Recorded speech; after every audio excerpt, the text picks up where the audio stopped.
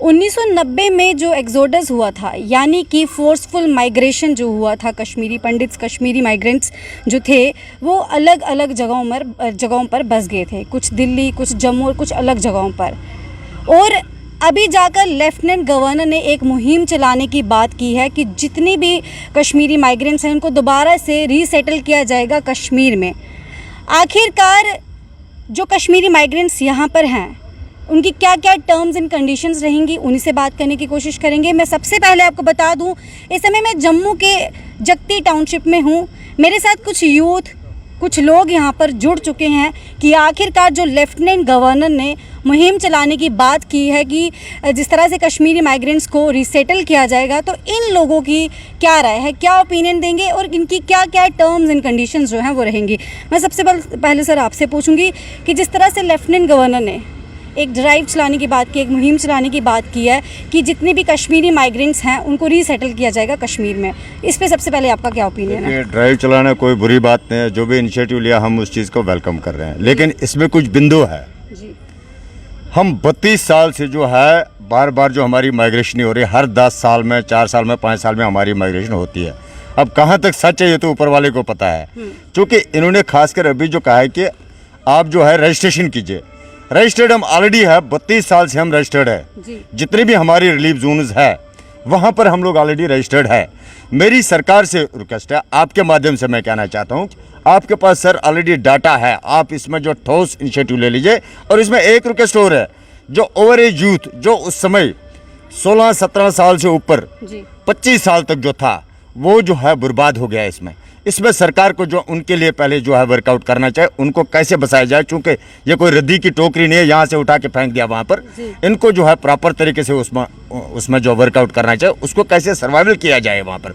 दूसरी बात, हमारी जो नई जनरेशन है, जो यूथ है, जिनको पता ही नहीं है कश्मीर क्या है, उनको भी पहले जो है इनको थोड़ा बहुत ब्रीफिंग करनी पड़ेगी। और दूसरा, उनका जो है रोज़गार इनको देना पड़ेगा, उसके बाद ही मुझे लगता है मिशन सक्सेसफुल होगा। नहीं तो ये जो है डेयरी में चलता रहेगा, जैसे हम पिछले 90 साल से लेकर आज तक जो हम सुनते आए कि भाई घर वापसी घर वापसी घर वापसी।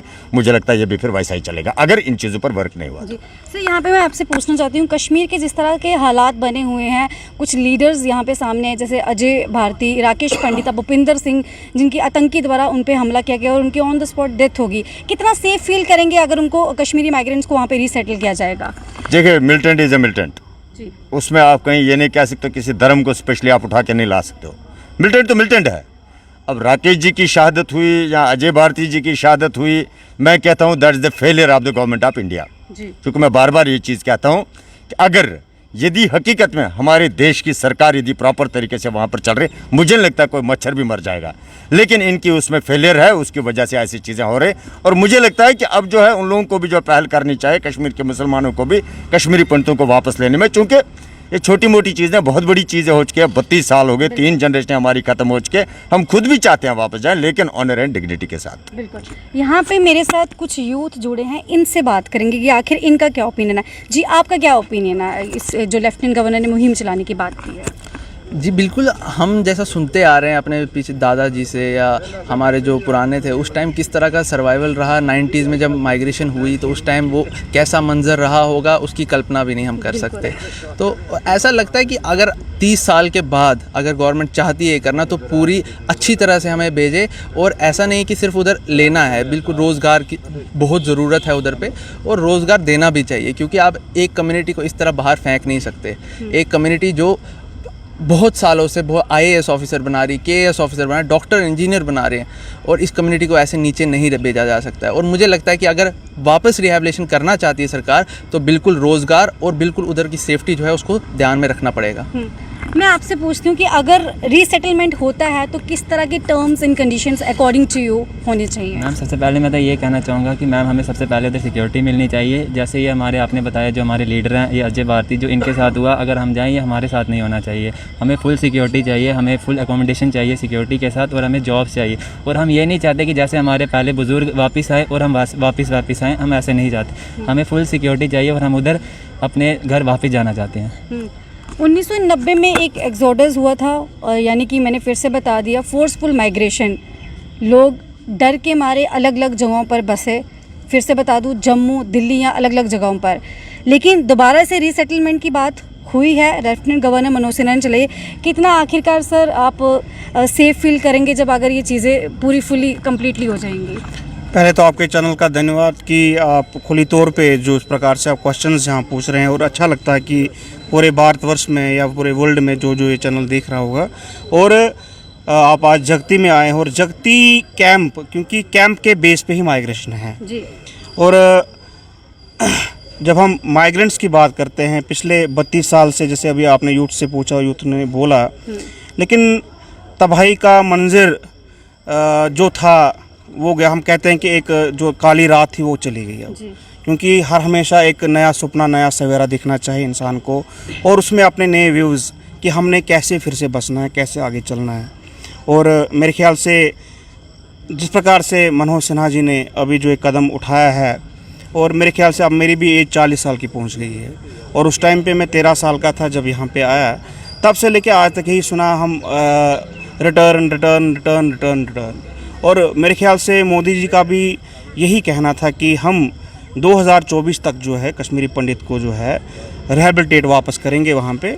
और आज की धारणा मेरे ख्याल से प्रेस से कोई चीज़ छुपी नहीं है। 2008 से लेके जो नौकरियां दी गई वो आज तक फिल नहीं है, और आज भी हमारे जो वहाँ पे कुछ लोग गए हैं उनको फुल फ्लेजेड क्वार्टर्स नहीं है, उस पे भी झगड़े चल रहे हैं। लेकिन मेरे कहने का जो अभी जैसे रिटर्न की बात हो रही है, तो अब दिल की एक बात है कि वापसी एक हमें करनी ही पड़ेगी, क्योंकि कब तक, क्योंकि जो यहाँ की अब नई जनरेशन जो है वो तो अब चलो यहाँ का वातावरण वो समझ गई है। लेकिन मैं कहूँगा 13 साल का एक बच्चा नहीं होता, और पुराने ज़माने में 13 साल में शादी हुआ होती थी, लेकिन आज 40 साल की एज में भी मेरी ज़िंदगी तबाह होगी, बर्बाद होगी। अब मैं ये चाहता हूँ कि मेरा एंड जो हो वो अपनी मातृभूमि पे हो, और उस चीज़ के लिए जो है किस प्रकार से वापसी का जो दायरा है गवर्नमेंट ऑफ इंडिया, तो पहले तो मुझे लग नहीं रहा है कि हो पाएगा, ये तो असंभव है, हो ही नहीं सकता है। क्योंकि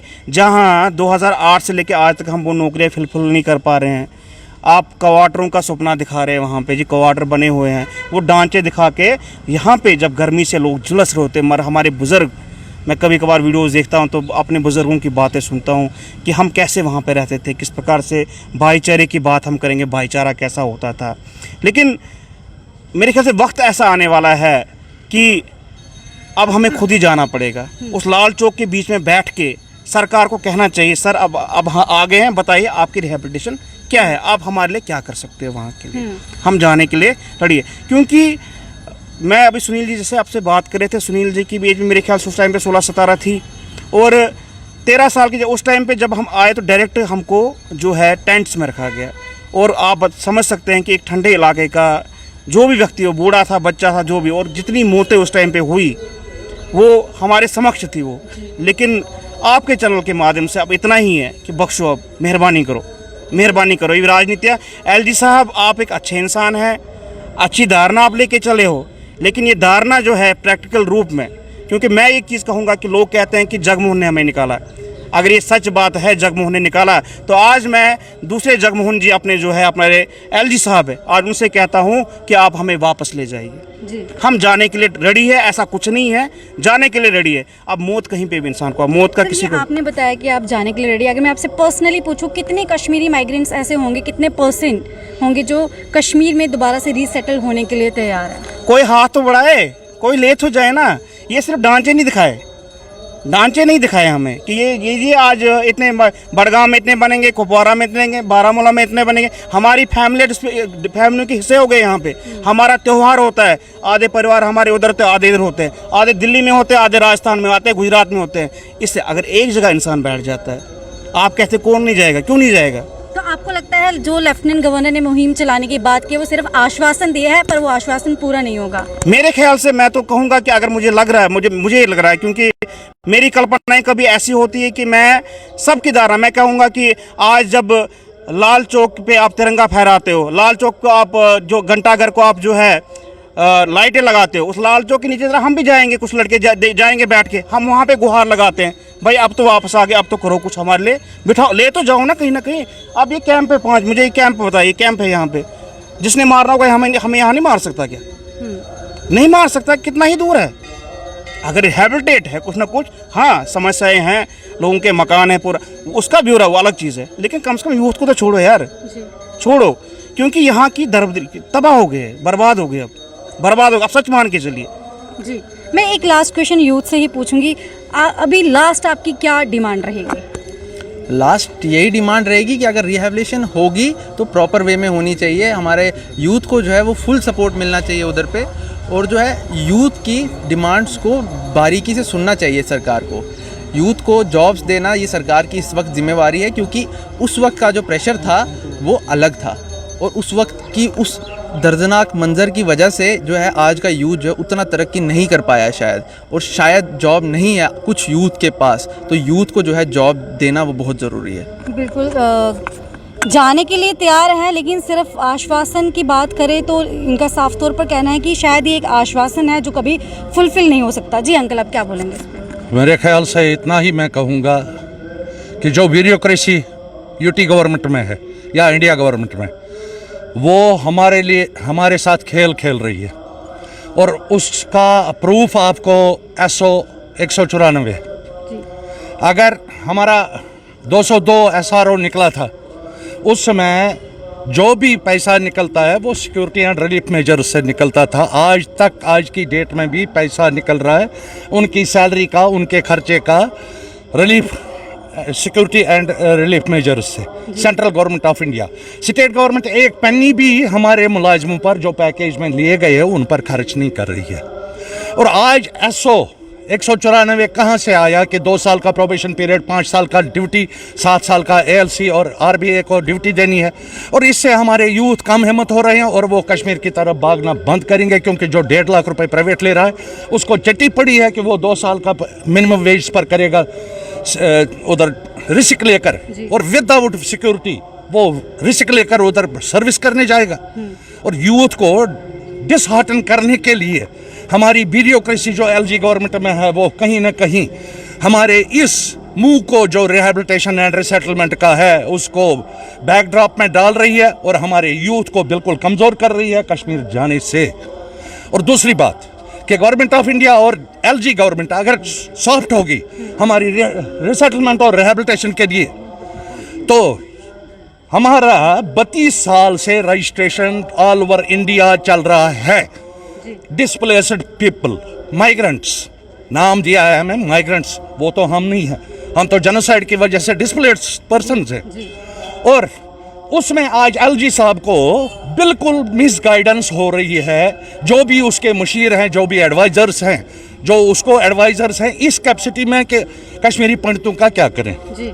वो बिल्कुल उसको गलत मशवरा दे रहे हैं कि गवर्नर साहब ने पहले पीछे कहा कि हम नई रजिस्ट्रेशन करेंगे जो जाना चाहते हैं, खाक जाना चाहते हैं, जो हम कैंप में सड़ रहे हैं, क्या हमें जो ही गवर्नमेंट बोलेगा हम नहीं वापस जाएंगे, मगर कुछ हमारे शर्त शराइत पर।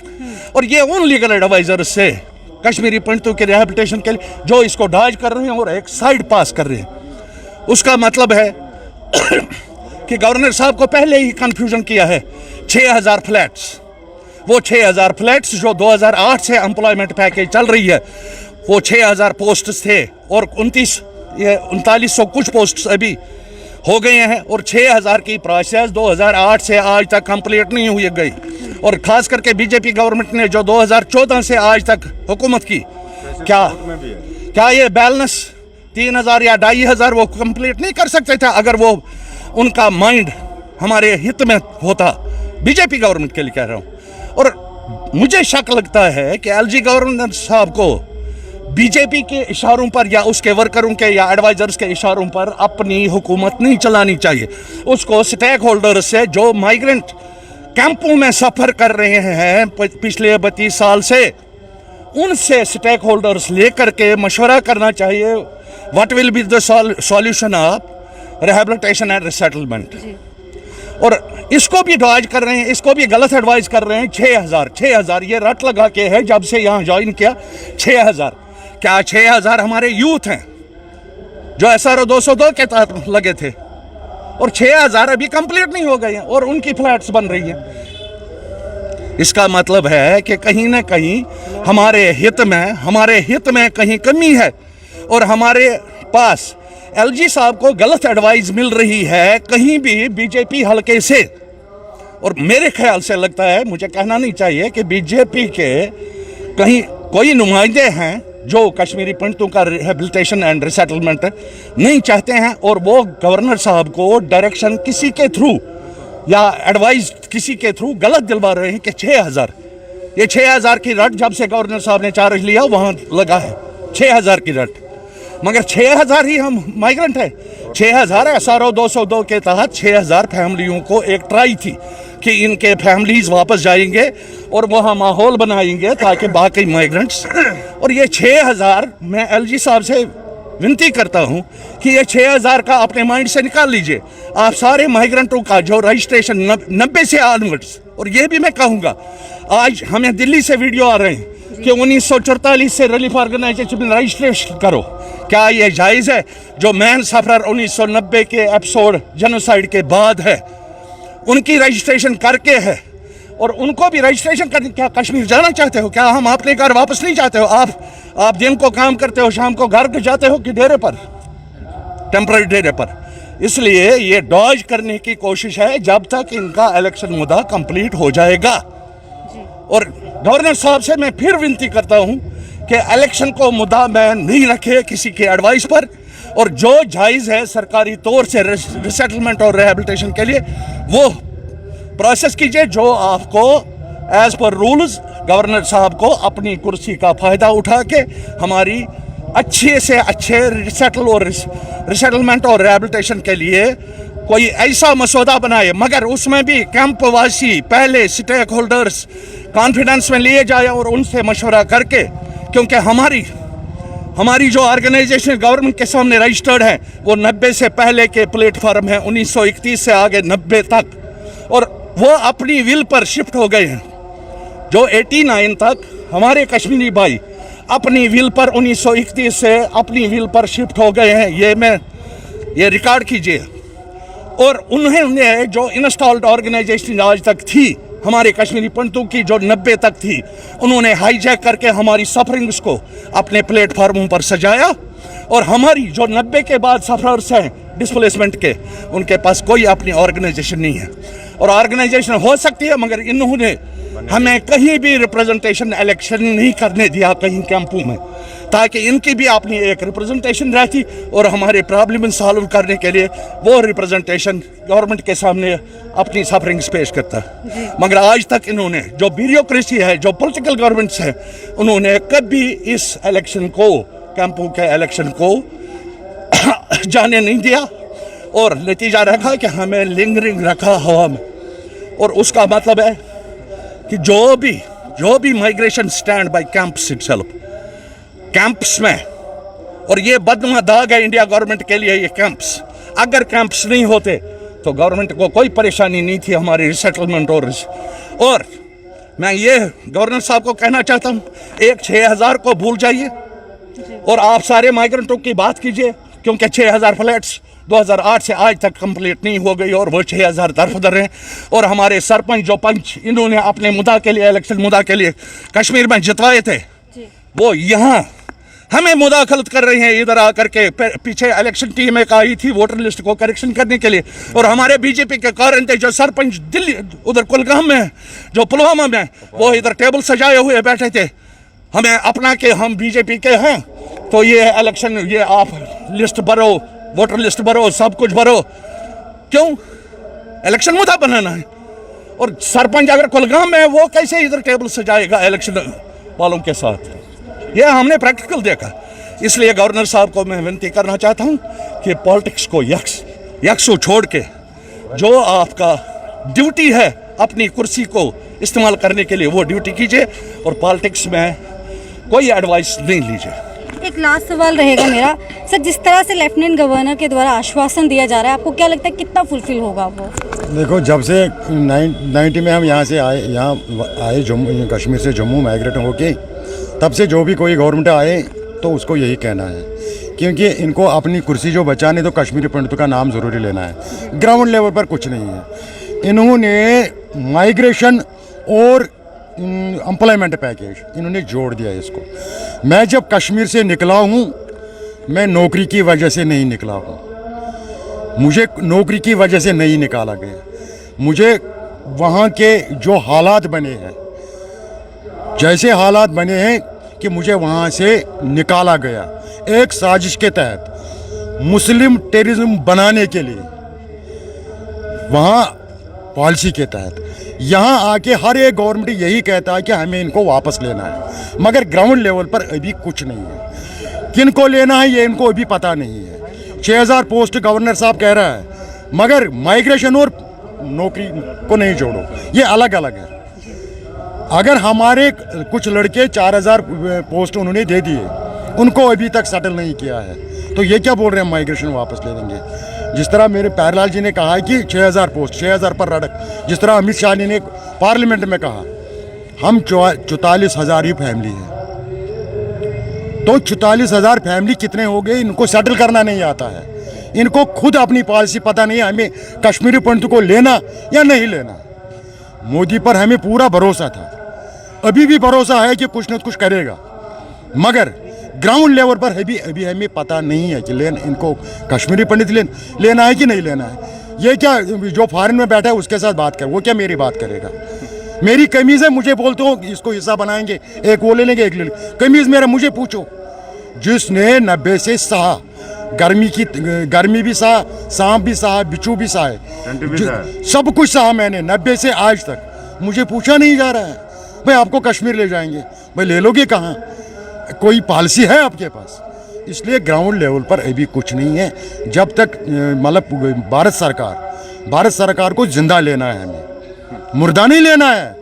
आप बोलो, जो हमें 8 साल से हम देख रहे हैं बीजेपी सरकार को, अभी तक सिंगल काम हमारे लिए नहीं हुआ है, ग्राउंड लेवल पर जीरो नहीं हुआ है। हम 108 रुपये पर डे पर सोल को देते हैं, पर वहाँ 108, एक मतलब पार्लियामेंट बोल रहे हैं भारत सरकार 13,000 रुपये, झूठ बोल रहे हैं, 13,000 मुझे नहीं दे रहे हैं, 108 रुपये पर डे पर सोल, 3250 रुपये मुझे देते हैं। ये 4 फैमिलियों का उन्होंने कुछ 4 से ज़्यादा उसको कुछ नहीं मिलता है। और पहले ये देखें हमें ग्राउंड लेवल पर प्रॉब्लम में क्या है, अगर जिंदा लेना है पहले देखो ये प्रॉब्लम। ओवर एज यूथ, मुझे ना वहाँ का रहा ना मैं यहाँ का रहा, मैं पढ़ लिख के वहाँ से मुझे धकेला गया, पीछे लात मार के निकाला गया है, और मुझे आज तक गवर्नमेंट ने कुछ, जब तक ओवर एज के साथ बात नहीं किया जाएगा ये जाना नामुमकिन है। गवर्नमेंट कितनी भी पॉलिसी बनाए हम उसको कामयाब नहीं होने देंगे, कामयाब तब होंगे देंगे जब हमारे साथ बात होगी। जी शुक्रिया बात करने के लिए। जम्मू के जगती टाउनशिप की ये आपने तस्वीरें देखी, जिस तरह से आप जानते हैं कि 1990 में एक्सोडस फोर्सफुल माइग्रेशन जो था वो हुआ था, और जो माइग्रेंट्स थे, जो कश्मीरी माइग्रेंट्स थे, वो अलग अलग जगहों पर बस गए, दिल्ली, जम्मू और अलग अलग स्टेट्स, राज्य में बस गए। लेकिन उसी के चलते आज ये कश्मीरी माइग्रेंट्स इतने दुखी हो गए, और उसी को देखते हुए जब लेफ्टिनेंट गवर्नर मुहिम चलाने की बात करते हैं और लेकिन इन्हीं लोगों के द्वारा साफ तौर पर बताया जा रहा है कि जो सरकार है, जो प्रशासन है, जो लेफ्टिनेंट गवर्नर ने जिस तरह से मुहिम चलाने की बात की है कि जितने भी कश्मीरी माइग्रेंट्स होंगे उनको दोबारा से रीसेटल किया जाएगा, तो ये इनका साफ तौर पर कहना है कि ये सिर्फ आश्वासन पर आश्वासन देते हैं, ऐसा होगा कुछ नहीं। अब इन्हीं सारे मुद्दों पर आप लोगों की क्या राय है, आप अपने हमारे कमेंट बॉक्स में हमें बता सकते हैं।